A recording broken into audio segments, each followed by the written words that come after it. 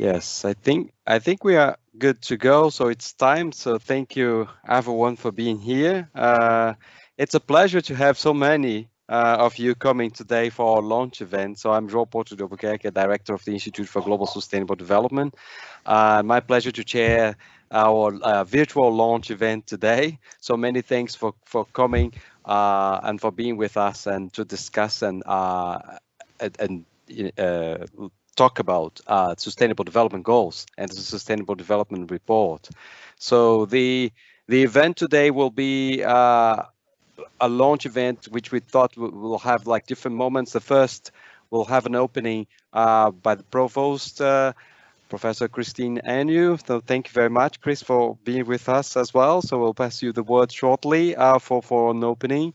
And then after that, we'll have a panel discussion. So I will do a brief introduction of the panel and introduce the topic and the panelists and of our SDG report. And then we will open up the floor for questions. So we received some questions, thankfully. Thanks for those of you who sent questions beforehand. But we'll also have the opportunity to pose questions here in the chat later and do some more interactive session. So with this, I think I will then hand over to you, Chris, and thank you very much for being with us here to open our discussion, our launch event. Thanks, Zhao. And can I also extend a very warm welcome to everyone who's joining us today. It's great to have such a fantastic turnout. I've been asked just to say a few words perhaps as background and context. And I was thinking back, and it was just a little over a year ago when, following a petition from our students, we joined many other institutions in making a declaration of a climate emergency, and we formally articulated the targets that we had to reduce emissions in 2030 and again in 2050. We set up a climate emergency task force, and that had the role of advising the university about what it needed to do next to mitigate its impact on the environment and to work towards these targets. And that, of course, is a huge part of our sustainability work. But there's actually, of course, as everybody here knows, so much more to sustainability than just carbon reduction. And that's why this event today and the discussion around SDGs is so important. And again, just reflecting backwards, in some senses, like so many initiatives, the SDG work was sparked by an individual, and particularly an individual who nagged and decided we weren't sufficiently active, we weren't engaging enough, and we needed to do a bit more about it. That individual isn't actually here today, but thank you, Mandy, because you pushed us to review the SDG Accord, to sign it, and to start looking much more closely at what we could do. We did, thanks to Joe and his team, a first round of reporting in April and May, and of course we're launching our first formal report today. Signing the SDG Accord, I think, was a really important part of our commitment to being transparent in terms of reporting and setting goals that will drive us to improve our impact in this area. And it's a pleasure, of course, to have a representative from EUAC with us today, because they led on the development of that accord. We've established an SDG advisory group. They're overseeing our reporting, they're providing advice on what we do, and more broadly will be a force and a voice for good nationally and internationally. I'd like to thank that group, because this report, which is the product of their hard work, is a fantastic document, and it really does set a high standard and some clear challenge. And it is hugely important because as universities, we have a massive role to play in enhancing economic and social well-being, and we are here to really make a difference. We need to provide clear leadership for our community and beyond. We need to set good examples, and we need to make our commitment real and visible, and we need to change what we do. We research sustainability, we teach it, and we do need to practice it. And you're going to hear a lot more about that during the panel discussion and the Q&A afterwards. I don't need to say anything about what the SDGs are, I don't think, The report gives you more detail. My colleagues will give you more detail. But it does come back to reminding ourselves about the really important role that universities have in researching, in innovating, in sharing, and in leading on some of the transformations that we need if we're going to reach the aims of the SDGs by the target date of 2030. The report you've got tells you a lot about what the university is currently doing. It provides some great case studies on initiatives that my colleagues have been developing, and shows how they contribute toward the SDGs. They're great examples of how we try to make a difference. And I'd particularly perhaps like to highlight the work that's done around teaching and learning, particularly in cross-faculty studies and through the Global Sustainable Development teaching programmes. The work of the Institute for Global Sustainable Development, which Shana leads and has a clear role in driving interdisciplinary agendas.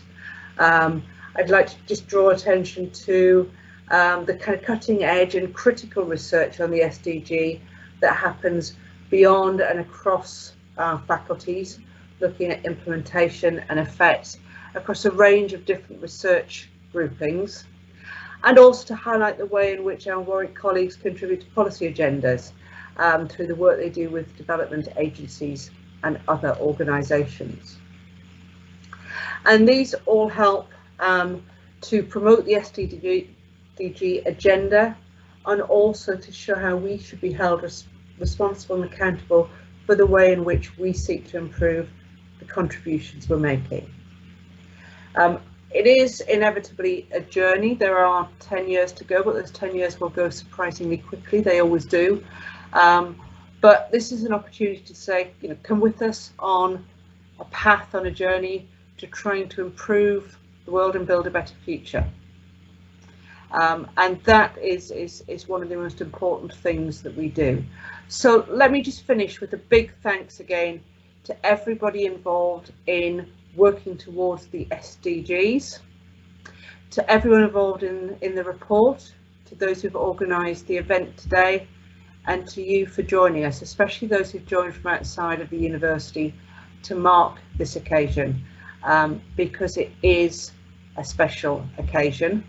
And I'd now like to hand over to those who have played a much larger role in this work, so that you can hear from them during the course of the panel discussion. So thanks again, everybody, and I'm looking forward to a really interesting discussion. Many thanks, Chris, for your words. I do think I fully agree with you. That's a very interesting and important date for the university and in fact for the world today. So I will open the panel and perhaps provide some thoughts now for that will be followed up by the colleagues in specific aspects. So I will try to really see the day today in a context, really. So in a context that we already spoke about, that you know, Chris spoke about the context within the university and beyond of the university. So I'll look at So I'll look at the global goals and being very pleased that we are doing this event really today, which is the 5th anniversary of the Sustainable Development Goals, is the so-called International Day to Act for the SDGs. Not by chance, we chose the day of today. Like 5 years ago, the 17 SDGs was signed off by the United Nations General Assembly, or the United Nations members. Chose to commit to these 17 goals. And interestingly, these goals, which now I think, as Chris said, don't need a lot of introduction. We do know the 17 goals meanwhile, I think, and are important commitments, but they also like have specific, more specific framings of the goals, which are the targets and the indicators, which were like which consist of a global framework to measure progress towards the overarching 17 goals. And I think it's important to see them in the context of today, because, you know, if we were already actually off track to achieve the goals by 2030, before the current pandemic, which is actually implying that we are doing this event virtually instead of face-to-face. We know that the global pandemic is threatening to further reverse the progress that we achieved actually in the past decades. And this is very clearly stated in the latest Sustainable Development Goals report of the United Nations. We see that there are really very important threats here to poverty reduction, to the goals of in terms of scarcity of food and water, and reducing inequalities and gender inequalities, particular, to name a few of the more prominent examples, really. So I think today we are living in a situation that the goals perhaps are more important than ever. We know that there are a lot of uncertainty related to the current pandemic, but one thing is for certain is that the extent and the impacts of the crisis are being felt very heavily and most pronounced in a most pronounced manner by those who are most marginalized and poor. And this across global north and south, and we are seeing that how the existing inequalities are being exacerbated and actually being very powerful in the impacts of the crisis. But also we are seeing, I think, and that comes again to the day of today, we've seen a need for much better evidence, data, and facts. Indeed, this book of targets and indicators at the moment, there are very important gaps in the knowledge of the current status and of how to tackle the targets or how to address and to fulfill the goals. So we really need much better evidence and facts. So that also motivated the UN to name the day of today, in addition to the International Day of Action for the SDGs, also the Global Goals Day of Factivism, and that's a new neologism created by fact and activism. So we have to act for facts, and I do think that we are doing here a good a contribution towards this with a report. A report is also intended to generate evidence and facts and to be held accountable. So I think we are fully in line with this need to really generate better facts for the SDGs today. So and then we come to the day of today, as I think Chris already framed very well the context and the journey that we went through to achieve this first report, which I think was remarkable indeed. I think I remember I was glad to hear, Chris, you mentioning Mandy, so she was working with us at the GISD, having discussions about, you know, that we should do more, and you know, it's in fact our goal in SDG to launch much more and to inspire initiatives across disciplines that address the SDGs. And then we were looking at how actually we could make it much more visible what we are doing, and also with this inspire colleagues to discuss with us what we could do more, especially thinking about some of the clear challenges like the climate emergency. So in following the climate emergency declaration, I was very glad to be invited to co-chair the Climate Emergency Task Force, in which really the context in which this also SDG report was then generated as a result of a coming together in a short time of an enthusiastic group of the SDG advisory group of colleagues who are, you know, some of them will talk today here on the panel, who got together to discuss really what the university is doing, how could we think about the contributions of the university to the SDGs, and start a dialogue. Really, I think I'm very glad also and grateful for Joel Cardinal, who also played a big role in coordinating and mobilizing the group that come together to do this, and led then with the colleagues Dave Chapman and Catherine Mayfield the drafting of the report, which will have very substantial inputs from all of the SDG advisory group, which you can see of the names of all of us in the report.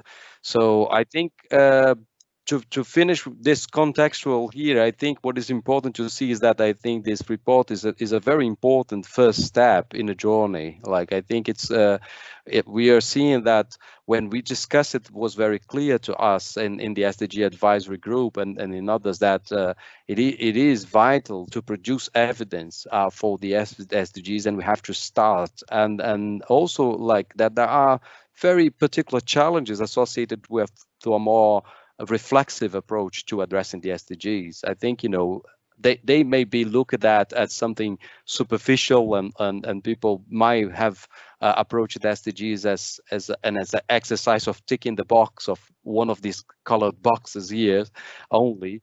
But actually, I think engaging more deeply and critically to see the interrelationships between the SDGs and how actually we connect our research much more clearly to the SDGs is something that we would like to see here. So I'm really glad that also today is the anniversary, the first birthday of our Institute for Global Sustainable Development. And that last year, we really started the Institute posing this question about, what are we doing for the SDGs? How can, are we doing enough? And I said, like, I think we can do more, and I think in a way the report is perhaps a first partial answer to some question of with a snapshot of what we are doing today for the SDGs, but also perhaps a commitment to do more. And I think that I'm particularly pleased that in this 1 year of existence of IGSD, which we contributed to seeing this discussion coming, and also many of you today and joining. So I think the goal today is really to present the report, to make it visible, but much more really to stimulate discussion, to have your feedback, to spark reflection and discussions, and then also really to think together how we can move forward from here. How can we improve the way we report, improve the way we do research, teaching, and we operate on the campus, so that we are really closer to the important challenges we have ahead, also in consequence of the pandemic and of the urgency of other challenges, global challenges such as climate change. So with this, I then just kind of would like to briefly introduce the panel here, and I will call them in order. So our panelists will talk about different aspects related to the SDG report.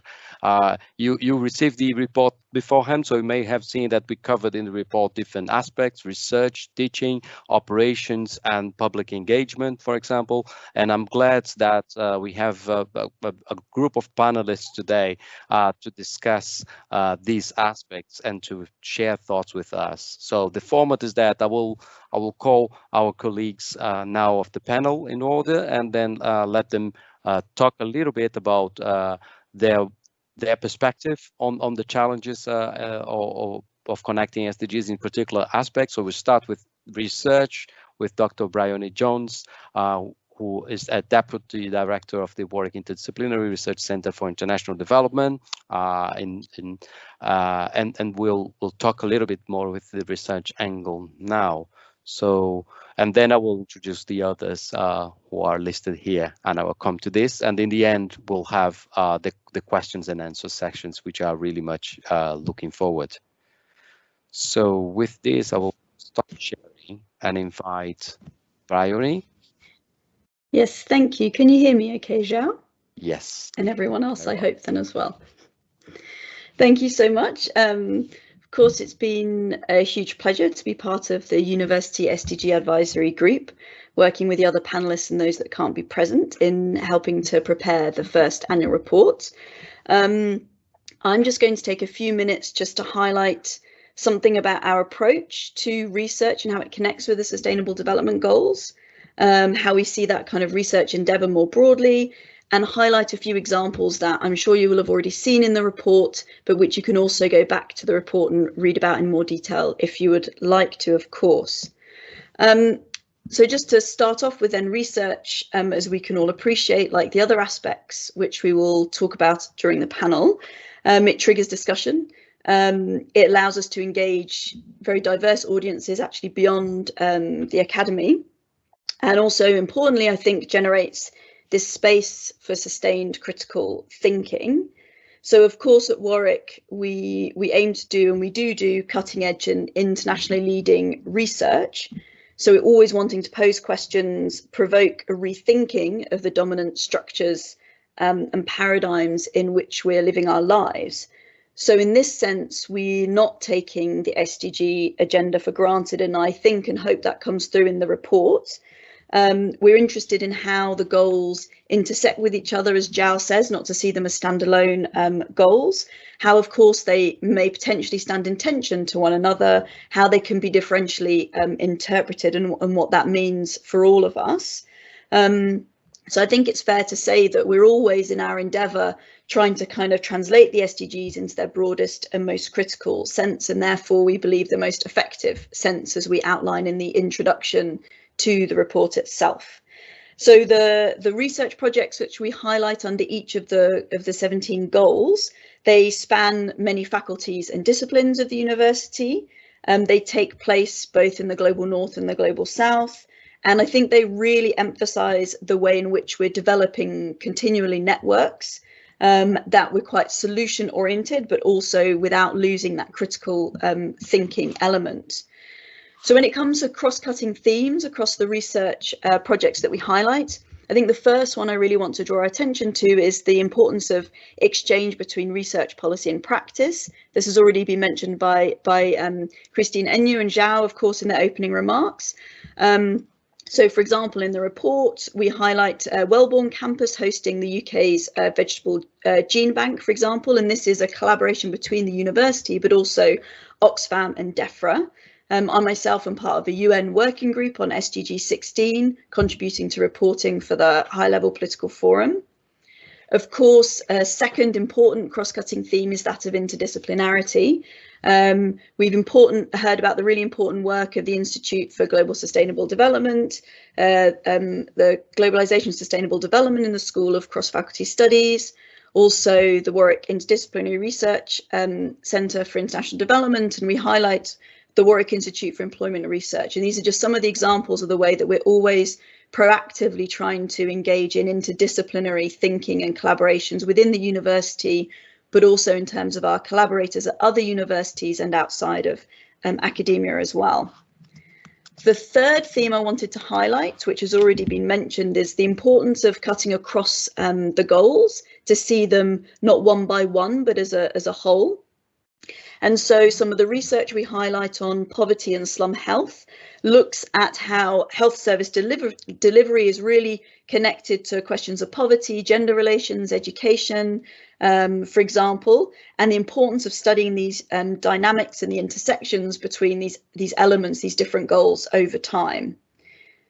And the last cross-cutting theme I wanted just to bring to your attention is a collaboration between Global North and Global South. And as Zhao already mentioned, there's been a step change between the Millennium Development Goals and the Sustainable Development Goals towards a kind of a global goal agenda. These goals apply to all countries equally, at least in theory. And I think in our work, we really demonstrate how that's not only ethically important, but also in terms of our research agenda, it really moves us forward. So we highlight research on water quality, which brings together a focus on India with London, for example, based in the School of Engineering. And we have collaborations on a project to do with ageing and gender relations, bringing together Warwick, Nairobi Law School, the law faculty in Mount Kenya, and Help Age International, for example. So there are many other examples I could have chosen here, and you can read about these in more detail in the report. But I think just to wrap up, I think it's important, obviously, that research as an endeavour is an opening exercise rather than a closing exercise, that we endeavour to pose as many, if not more, questions than we seek to answer, in fact, in our work, and that we are as inclusive as possible. That's not always something we get right all the time, but I think it really comes through in the report that that's the kind of the spirit of the way in which we approach our research, and we see that as hopefully being much more effective in ultimately supporting the meeting of the Sustainable Development Goals. So thanks for your time, and of course look forward to hearing your comments and suggestions. Many thanks, Bryony. I think we'll pass to the other panelists and then have discussions in the end. So now I would like to invite Dr. Jessica Savage, who is senior teaching fellow here at the Global Sustainable Development Division of the School for Cross-Faculty Studies. Jess, just shared some thoughts with us around SDGs and teaching, which I think it's a very close topic to you. Thank you. Good morning, everyone. It's certainly not how we had the launch last year, but it's nice to see so many faces, albeit digitally. So I think it's clear from the report how embedded the SDGs are in teaching widely across Warwick. There are modules spanning all of the SDGs across our departments, and I think that's a real accolade for the university, and we should be proud of that. In an effort to not dictate or judge how colleagues may choose to invest the SDGs into their teaching, I thought I might just spend a couple of minutes talking about one of my optional modules within Global Sustainable Development, which is biodiversity and ecology. Now, this module has got a little bit of a reputation recently among staff and students as the muddy module, because it's predominantly taught outside using our campus as a classroom. So the idea is that we're teaching the students basic ecology, basic science, but embedding the ideas of sustainability all the way through. Oh, Steph, I think my slides have gone. Oh. Yeah, so slides are gone, Steph. I think we are seeing, yeah, now they're back. Oh, there we go. Thanks. Sorry about that. But the idea here, and this isn't always particularly clear to the students at first, is we're not just teaching them about science and ecology, but we're teaching them how the world works at a fundamental level, but also about those connections between humans and their environment. So the overall focus of the module is on life on land and life below water. But as we progress through the module, we use a mixture of place-based and problem-based learning to actually show them that those two SDGs connect in every single other SDG. Could I have the next slide, please?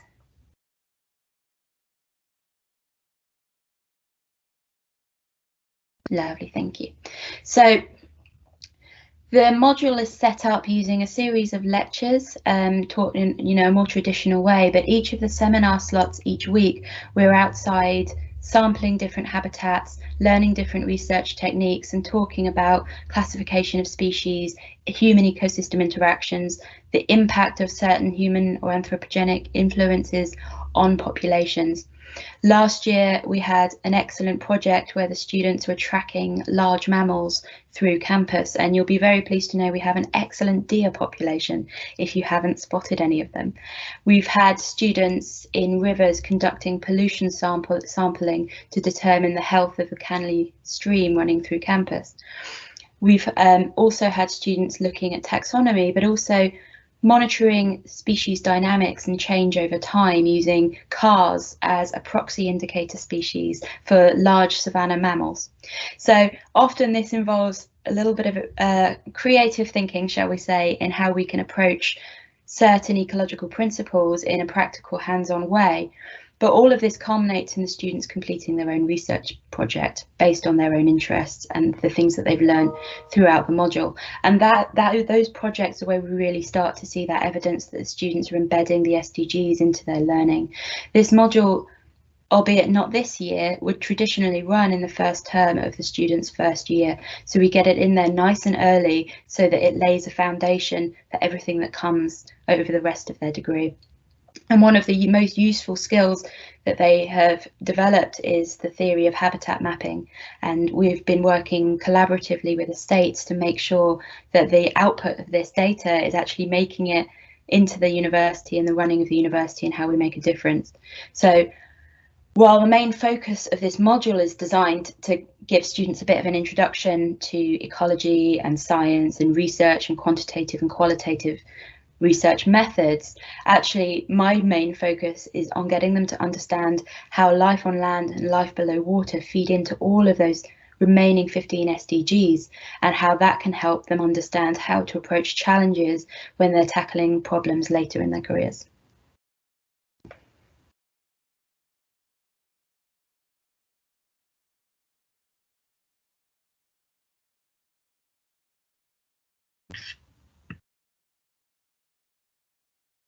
Many thanks, Jess. So I really like the muddy module. Like I think that must be really lots of fun and really a good way, a hands-on take on the SDGs. Many thanks for that.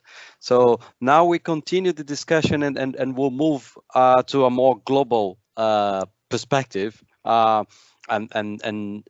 research and put research in teaching in a wider context. And I think I'm glad to have you here, Fred Dolman from the Warwick Business School, here to talk to us from that perspective. Fred, over to you.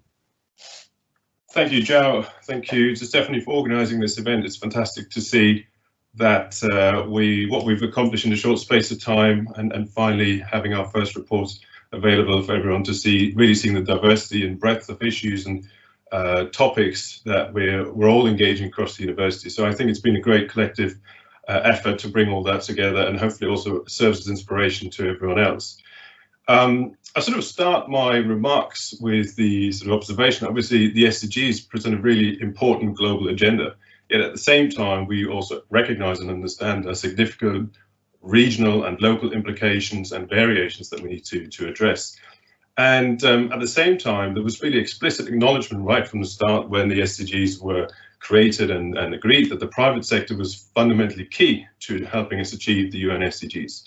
While obviously not everyone is convinced and necessarily supportive of the role that companies play, I think there was an understanding that without the resources, the innovation, skills and capacity, the public sector and NGOs and civil society would unlikely be able to achieve many of the goals that we set ourselves. But so we had to flip this question on its head and say, what is the role of business in achieving the UN SDGs? And obviously there are lots of very important moral and ethical implications and questions. But at the same time, more commercially speaking, some people refer to the SDGs as the world's largest crowdsourced order book from the future. So particularly in times when perhaps companies are struggling to figure out where they should position themselves, this is the SDGs really present us with a nice template for where demand, what the world really needs and what companies should be striving towards. And that really ties in neatly with some of the changing expectations about the nature and the purpose of business more broadly, insofar as that both investors and employees and citizens really demand changes from the way in which companies are being run, and ultimately to whose ends and they're being organized, and what the role of business in our global society should be. So there's lots of questions about how we should drive organizational change and transformation across the different industries, all of which are really needed in order to help us achieve the UN SDGs. And I think what both the previous two speakers and our report highlights is that the research and the teaching we do across the university already addresses and contributes and complements many of these issues directly and indirectly. And myself being based at Warwick Business School, obviously we have a lot of students who are going through our system, and we believe that often our impact through the teaching efforts can be multiplied really by bringing them to raising the awareness and making them understand what role companies should play. And so I think in our discussions that we had as part of developing this report, we also discussed what are the lessons for universities that we may want to adapt when it comes to writing and reporting on the UN SDGs, but also being very critical about some of their approaches, the corporate approaches, and saying, okay, well, there are some significant differences and we should be mindful of those and not necessarily sort of copy their approaches, because there is a lot of work already happening in the private sector on reporting and disclosure. We also discussed the sort of different levels of impact that universities ultimately can have. We can contribute to the global agenda, but also we have a much more stronger impact often on the national, regional and national and local scales. And so all of these different levels, I think, are hopefully reflected in our report. We are ultimately selective in terms of also the space that we had available, but hopefully it gives you a flavor of the different types of impacts that we try to achieve. And I think for myself and Joe, who've been also working very closely with our alliance partner at Monash University, the UN SDGs really provide us with an opportunity to engage internationally with all our research partners, but particularly the alliance at Monash. We've been working on some research projects, trying to engage the private sector, trying to engage NGOs and non-profits who are all trying to work towards some broader systems transformation. and that's been a great learning opportunity. At the same time, we also reached out to them to find out what Monash, for instance, are doing on the SDGs. So there's a lot of collaboration and exchange of views and lessons learned. So hopefully our report really highlights the variety of ways of collaboration with how important it is to develop these collaborations with the private sector, both through research, but also our students who are ultimately going out into the workforce of the future.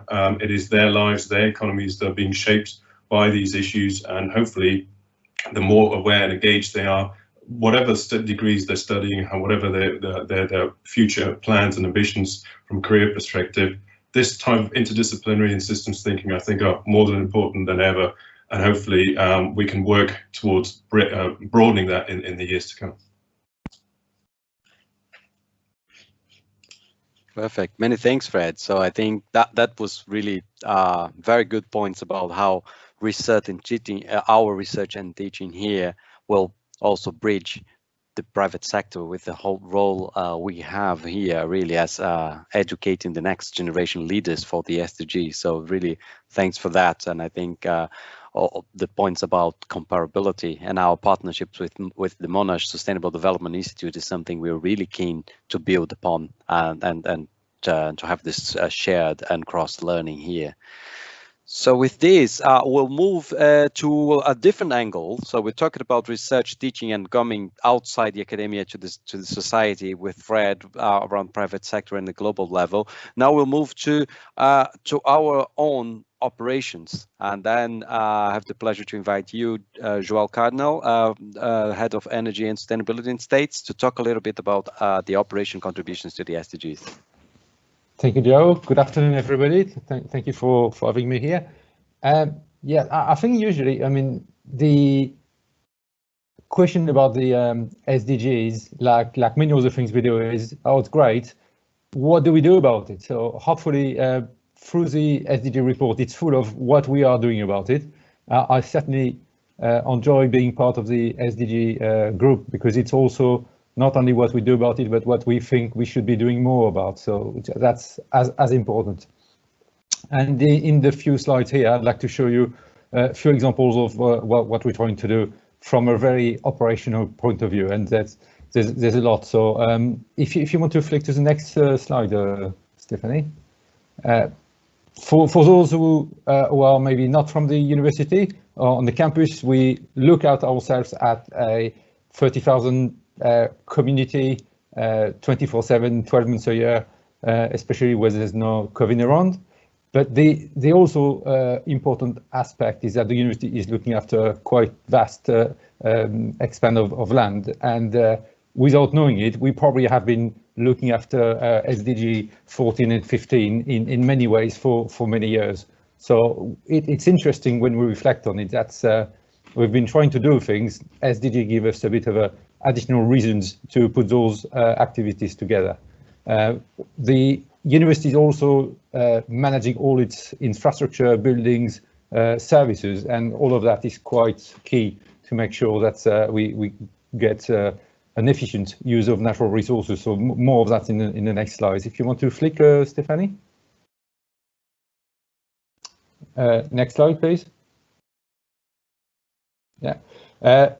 Of course, you will know that the university has declared climate emergency, and it's coming with a commitment for net zero carbon. So that is quite important to us, because it formalized and crystallized many activities we have been running for many years. Universities have been asked to manage their carbon emissions for probably the last 10 years or so, but nobody really paid attention about what carbon emission means. For everybody, it meant just energy. Today, we realize that carbon emissions are in many other aspects than this. If you want to flick to the next slide, Stephanie, please. We realize that carbon emissions are embodied into everything we do. So it is the energy, and we are continuing on the path we've managed for many years of trying to be efficient. So that's why I put the 9 and 11 here. We're not trying to say, well, let's buy some green energy, which we do, and problem solved, or we put some PVs, which we have plenty. No, we are thinking hard about how to make the university a city-like infrastructure which is smart, lean, efficient, and resilient to future climate change in terms of heating. So, for example, new buildings we're doing, they don't necessarily have air conditioning, although everybody knows we're going to have hotter weather, but they are tested and designed to be well insulated, so they're also protected against overheating in most of their areas for a number of years, a number of hours per year. So it's part of the design in trying to think about what it means to live into a more shared and equal society. If you want to turn the slide, please. Other aspects that we've learned in some real tangible ways over the last few months is that carbon emissions are everywhere. Carbon emissions are embodied into, I mean, if you look at the screen here, it's in printing because it uses electricity for the printer, it uses fossil fuel to make the plastic of the printer, it uses trees for making the sheets of paper, and so on. And what we've learned is that we mobilize a very vast quantity of carbon every year to keep the university going, to do just our normal activities. The example of the printing I have on the left here, which says 100 tons of carbon per month saved, is because during the lockdown, of course, we couldn't print, we were not on the campus. We've saved, I think, something like 2.5 million pages of paper, and all the work that our colleague in IT services have been doing over the last 3-4 years, I think, to change individual printers to more multifunctional printers. I've saved probably 8.5 or 9 million pages of paper because we send things to the printer and we never go and collect them. So that's one of the learnings we are on the journey to do, and I hope operations can be a good example of doing so, is that we realize that things we've been doing because they were cheap or they were convenient, in a more sustainable way, we should do things because they are the right thing to do. And if we need printing, we do, but if we can do without it, then we do that. And I think it's great to hear that many of the thesis and assignments have been online, and that's more paper saving. So, and the same goes for commuting, the same goes for business travel, and you will have seen the change to the university travel policy, which is a real operational decision, and it has implications on maybe a little bit of inconvenience, certainly on cost, but it has a great planet benefit. And we do that, if you look at the bottom, we do that on buildings now. We also apply the thinking about being more efficient and sustainable in the way we mobilize material in the construction with wood, more wood, more off-site construction, less waste, less time, less packaging, and so on. So all those one are examples, and I think I've put this SDG 12 as a bigger box than the other one because I think it's one of the keys for the future. I mean, talk about people, talk about how do we feed 9 billion of people. Well, perhaps we can start by not wasting I think it's something like 40% of the food we grow. I was listening to the news the other day, and it's very good to hear that UK is in a good way and better progress than others, but we still do waste an awful quantity of food, and the same for many other things we do. So I think sustainable and responsible consumption is absolutely key to our success. Next one, Stephanie, slide please. No, we enjoy the picture, so a bit more of it. Stephanie, next slide if you can. Oh, we can't. There's 2 more slides. The last one, I think, is on the. There's a few more examples of the other SDGs, but the last one, yeah, that's a few more examples here. If you go to the next one, it should be the last. Yeah, this one. I've been putting at the bottom here 17, which is about partnership, and I think for me a absolutely nice example of how we try to do it, and we're willing to show and share how we're doing it, is this Energy Capital Regional Energy System Operator project. So effectively, the West Midlands Combined Authorities has come to a number of partners, including Warwick, and the idea here is to share Warwick experience of, in this case, energy management and reducing bills for the consumers and share that onto a feasibility for how Coventry could become carbon neutral and more green in their environmental footprint. So I think for me that's a benefit. It's nice that in reflecting with the SDG we've been able to see we've done quite a lot, but it's even nicer to think that there's more we can do and we can share with others. So that's what I'd like to do ongoing with the SDG group and yourself. Thank you. Many thanks, Joel. It's really interesting to see how like the different aspects of the operations and how we've been. I've been learning quite a lot in the Climate Emergency Task Force about how to embed sustainability in the different aspects of the campus. Really, so thanks for that. So with this, I think we finish our internal panelists, and now we are really very glad to welcome our external our guest today. I'm not sure how to pronounce your name. Sorry, Theodora. Say it is Theodora Accente. Yeah, Theodora. Theodora Accente. Yeah, so it's all fine, all easy. Many thanks really for coming, and we're really glad to have you here and to hear about your view, especially thinking about the Alliance for Sustainability Leadership in Education, and as someone to comment a little bit on these aspects about SDGs and yeah, absolutely. Pleasure's all mine. Over to you. Many thanks. Lovely, thank you. Stephanie, can I please have the slides, if that's okay? Yeah, so, well, first of all, hello, everyone, and really thank you for having me at the launch of your first annual report that celebrates the SDGs and, most importantly, probably Warwick's own Institute for Global Sustainable Development, both great examples on how to develop a fair, inclusive and sustainable sector by embedding the SDGs. Today I've give you just a very brief outline of how EAC's SDG Accord commitment made by institutions, individuals and support organizations makes a considerable difference into how the SDGs are being embedded by the educational sector worldwide. So probably you'll all know by now the purpose of the SDG Accord is to inspire, celebrate and advance the critical role that education has in delivering the SDGs and the value it brings the governments, business and the wider society. However, in terms of tangible actions, it's also a great commitment for learning institutions to make to one another and to deliver on the goals to annually report on each signatory's progress, and to do so in ways in which it shares the learning with both nationally and internationally. An objective is that the SDG Accord reporting metrics are presented at the UN high-level political forum, therefore it gains a wider exposure in the global spectrum.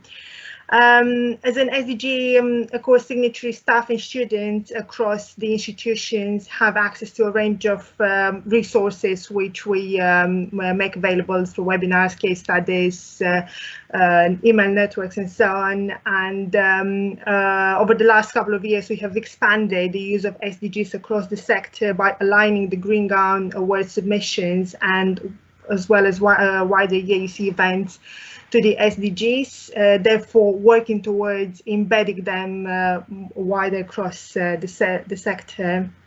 If I can go to the next slide, please.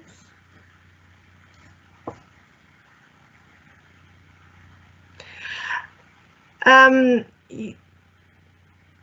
think it was the previous one, or a couple of stats. No? That's the one. Yeah, the one with the stats. That will make it easier just to put a bit in perspective. Yeah, that's one. Thank you. Yeah, to put in perspective, the SDGs reach currently stands at over 1,500 SDG Accord signatories, more than 170 endorsing partners, and institutions representing over 2 million students. Therefore, is a global community, as we like to call it. And if we had to move on to the next slide, please. The one with the Warwick section. No, that's the one. Thank you. obviously, at the time when the University of Warwick became a signatory of the SDG Accord, a series of commitments were made, including obviously aligning all major efforts with the SDGs, collaboration, and as well as involving members from all key stakeholder groups in this wider commitment. We are delighted to see how University of Warwick understands its role in tackling the SDGs, spanning research, impact, education, responsible operation, and public engagement. Obviously, being a signatory of the Accord shows the university's transparent reporting and goal setting towards constant improvement to promote the SDG agenda, which is so important for the sector. So yeah, very, very appreciated. I think it's, if you want to move on to the next slide. That's the one. Obviously, with the SDGs aiming to celebrate and advance the critical role that education has in delivering the SDGs and the value it brings to governments, it has also proved to be an opportunity for signatories to show the commitment your institutions are making. So for the first time ever, EAUC's Global Climate Conference, just in a couple of weeks' time, will give members the opportunity to engage with fellow signatories from across the world and address the SDGs, again, in a wider spectrum, but as well as further develop the central and transformational role educators have in attaining the SDGs by 2030, as well as implement a series of initiatives that contribute to embedding the SDGs in your journey to achieve carbon neutrality, educate students to become global citizens, as well as reduce the impact of operational activities.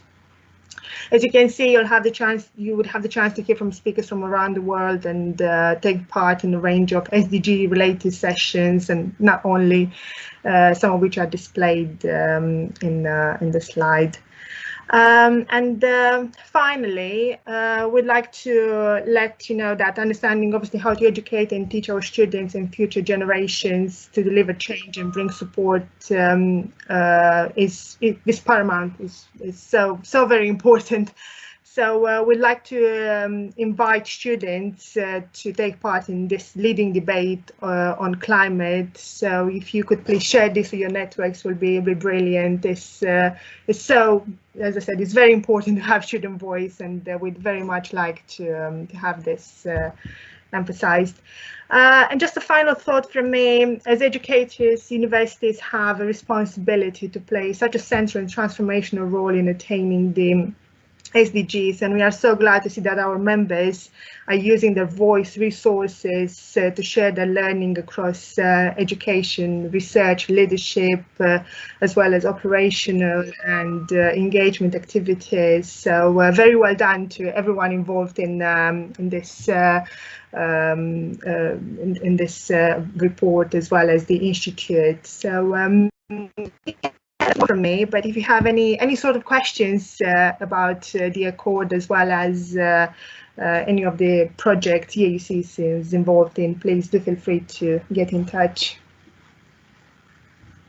Excellent. Many thanks, Theodora, no for sharing this. I do think it was really important for Warwick staff to sign the SDG Accord. I was really very pleased with this, and to join this community, as you said. Fantastic. You know, this global community. We are really excited to be there as an active member, and I think, you know, exchange and learning as well with this community. You know, bringing the SDGs closer to the academic environment in several aspects.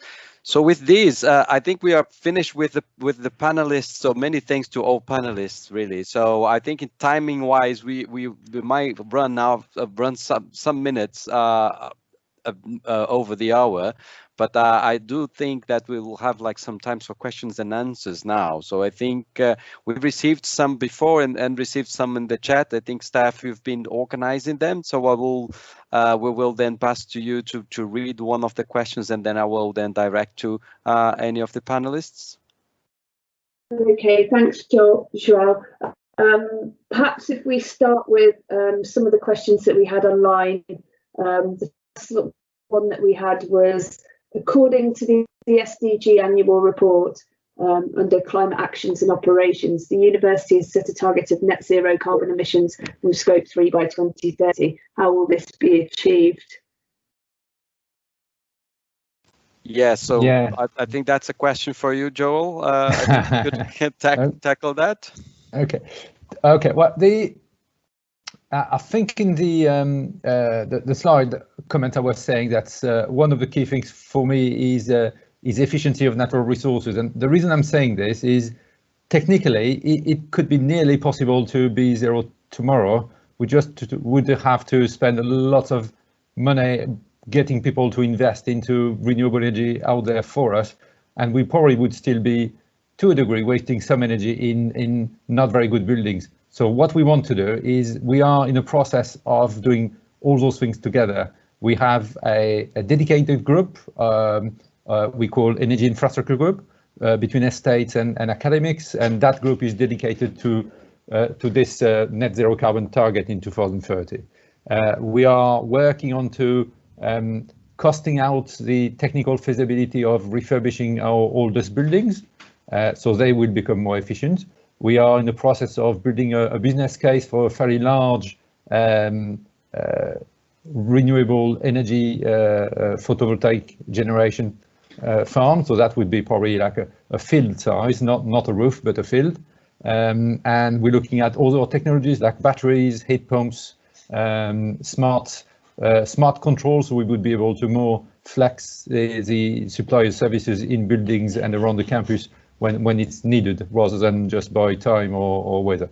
So we don't have the full answer, but we have I would say a very good understanding of the technologies out there. What we're doing now is working with colleagues to put it together. And on one of the chat there was a question about students are interested. We do have one of the WMG's graduate students at the moment who's going to stay with us for another 6 months to help putting this together, and we have a meeting on Tuesday. So it's a motion in progress. But we can probably give feedback at some point. We certainly give feedback regularly through the university annual sustainability statement.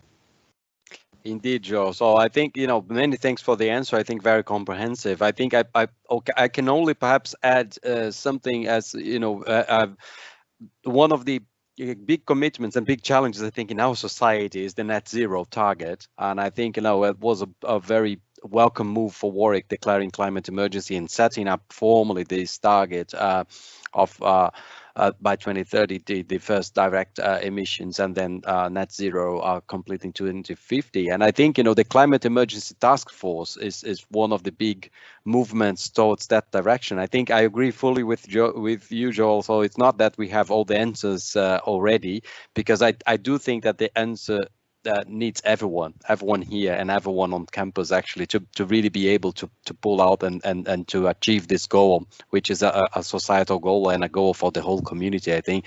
But indeed, I think in a short time, the Climate Emergency Task Force got a number of enthusiastic colleagues across different departments and already achieved some very significant results, I think. And that's something I just wanted to highlight. If you've seen the communications this week around the climate emergency declaration, and the actions, I think you should check them because they are really interesting. There are, actions around mobility, actions around IT asset life extension, IT policy, which is ongoing. So we have ongoing also policies in travel policy and new travel policy in place already, actually, and the process that sustainability was included in the planning for departments. That I think was a very significant early move, actually, that resulted out of the Climate Emergency Task Force, but also like discussions around waste, decolonization of the curriculum, including students and the student voice, as I think Theodora emphasized, really important for us,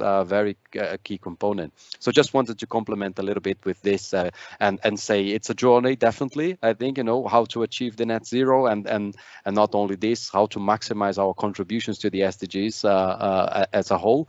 But I think that are some of the actions. I think I can see clear actions that we are taking around that, and we are in the process in the Climate Emergency Task Force to generate a green paper with some recommendations clearly for the next years for the university, which I think also will be a useful step towards that direction. So with this, Steph, next question. Okay, next question related to it's a question around the arts. says the SDG report is heavily STEMs. How does the university conceive of the role of arts faculty, teachers and researchers in meeting the SDGs? That's an interesting question. I think it's a very important question of how actually to embed and to highlight the contribution of arts and the whole social sciences and arts and humanities approaches. I think Joe will have an answer. I think maybe Bryony, you would like also to comment a little bit on that. Yeah. So Joe, I will pass to Bryony first and then hand over to you. Yeah.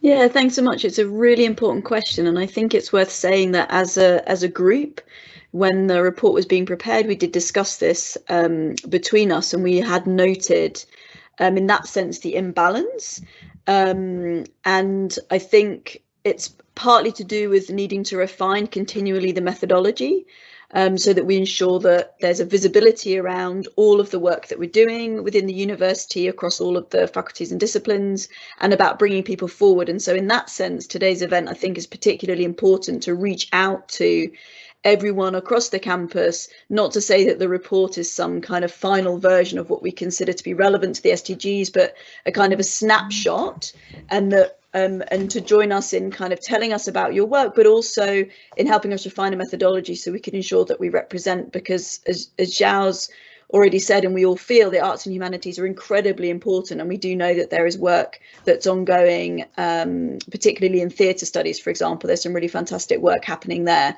and so thank you so much for highlighting that, and we'll endeavour to bring it in, of course. Thank you. Yeah, probably just in line with that, and shortly, I mean, I work from estates. It was a question I work from estates, but I don't feel what we are talking here is an estates question at all.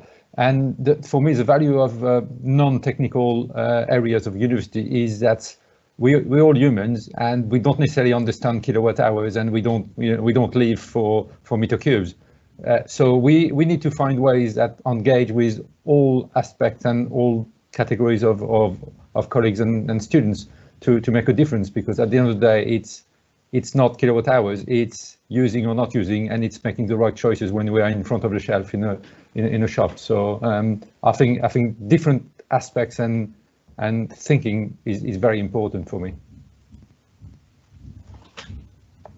Many thanks, Joel. So I also couldn't agree more. I've been working very actively with colleagues in the arts and humanities faculty, and you know, actually the IGSD and the GSD degrees are, they sit in the arts and in the arts faculty, and I'm very glad actually to strengthen those links. But I think the question is really good, so we should endeavor to make these contributions much more visible, and I think that's a point we take, and that we're definitely keen to work towards this.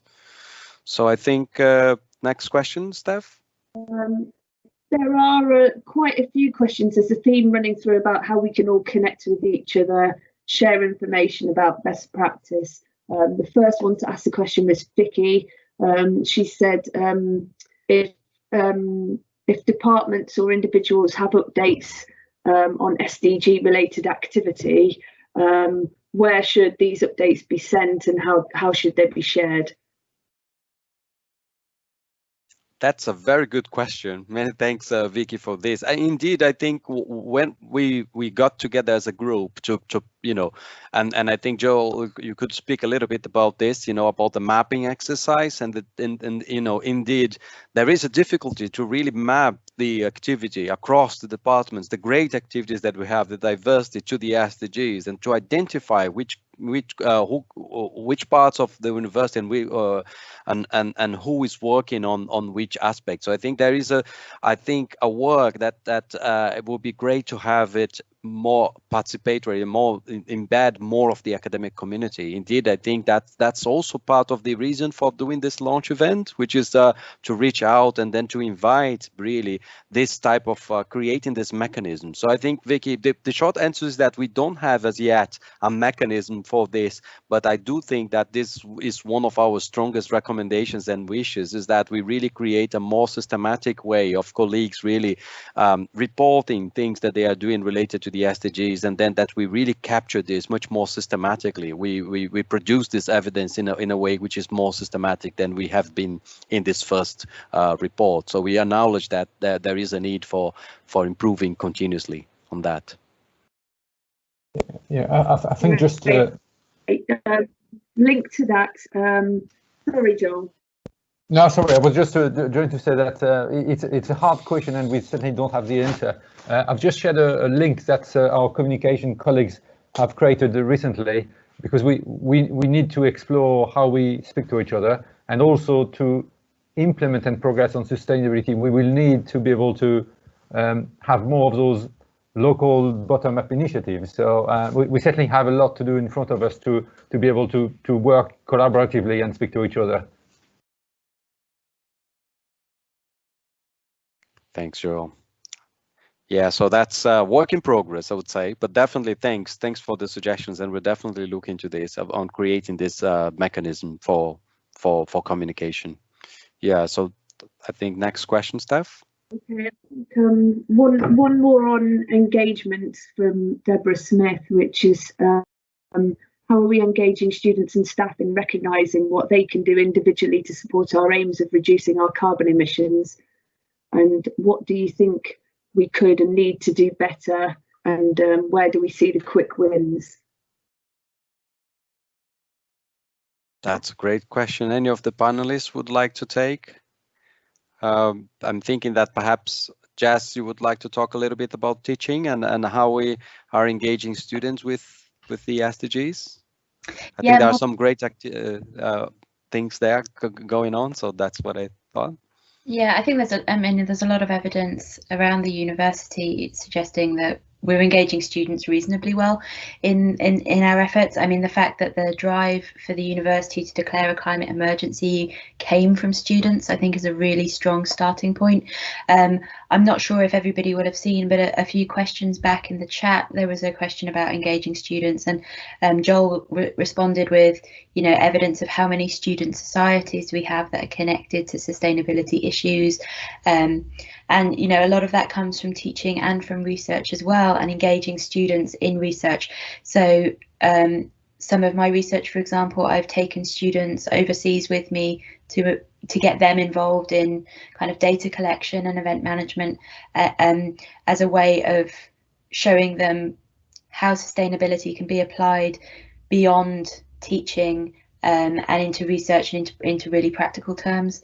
I think wider modules as well. I know those offered by IATL Life Sciences, PACE, and also the Challenges of Climate Change module that GSD adopted from IATL Maths and Physics, that takes students from across the university, are a really, really strong way of engaging students in opportunities as well.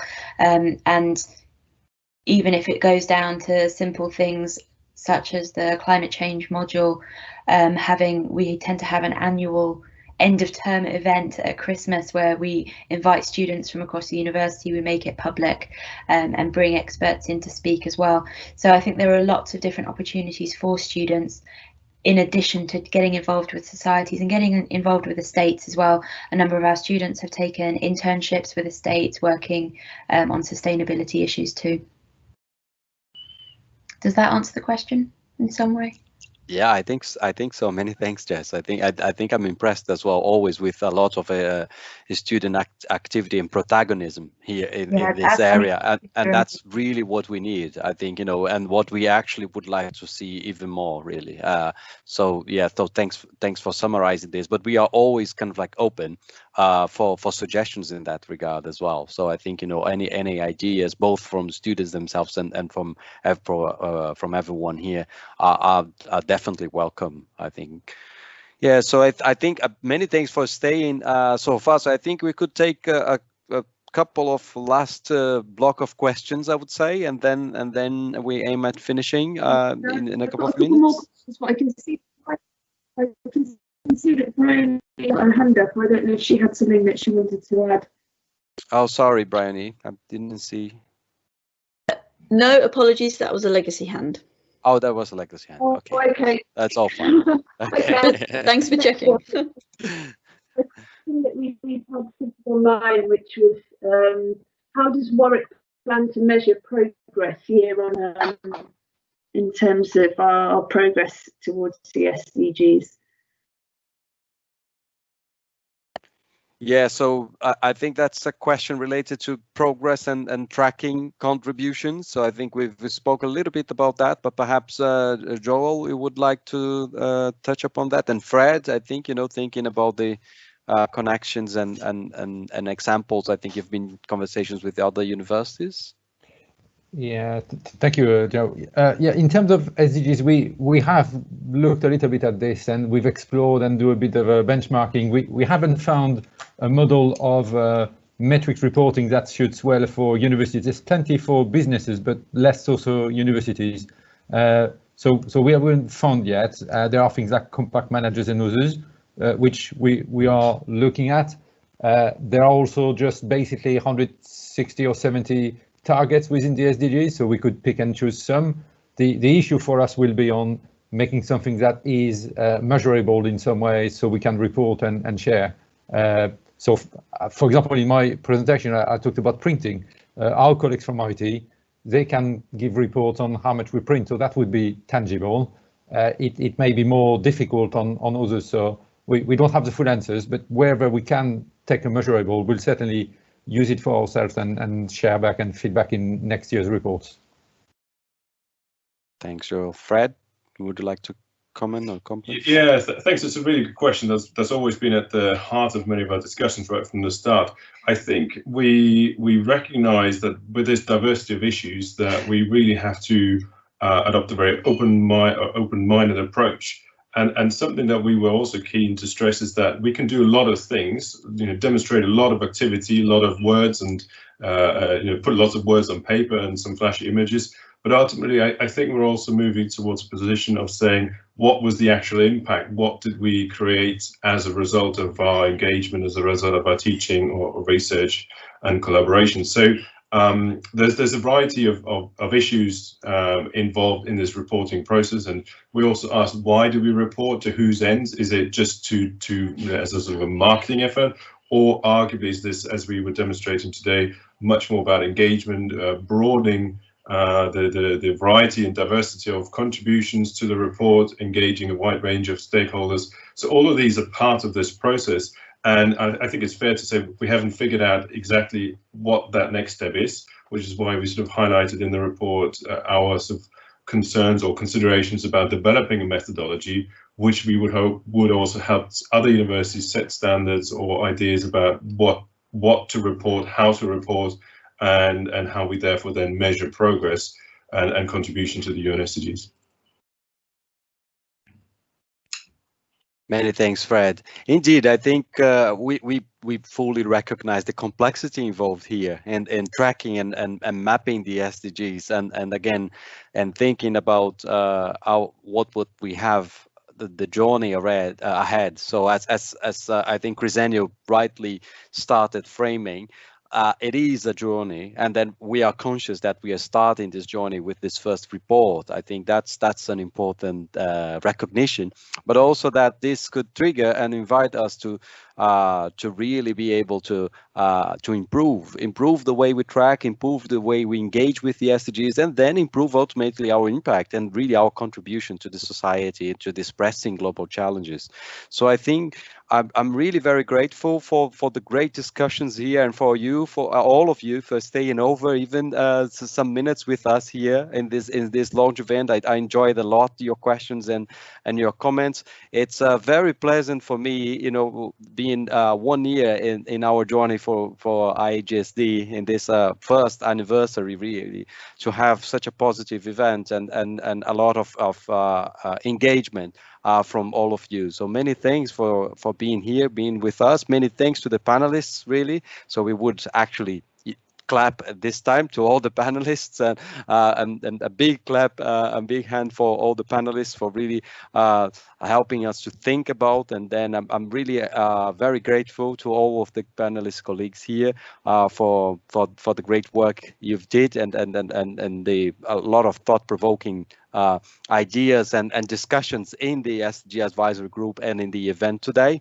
So thanks very much, Stephanie, Steph, for organizing the event. Great organization as well. And thanks everyone really for attending today. So I really look forward to the next steps, look forward to continue working together for the SDGs, and please reach out to us.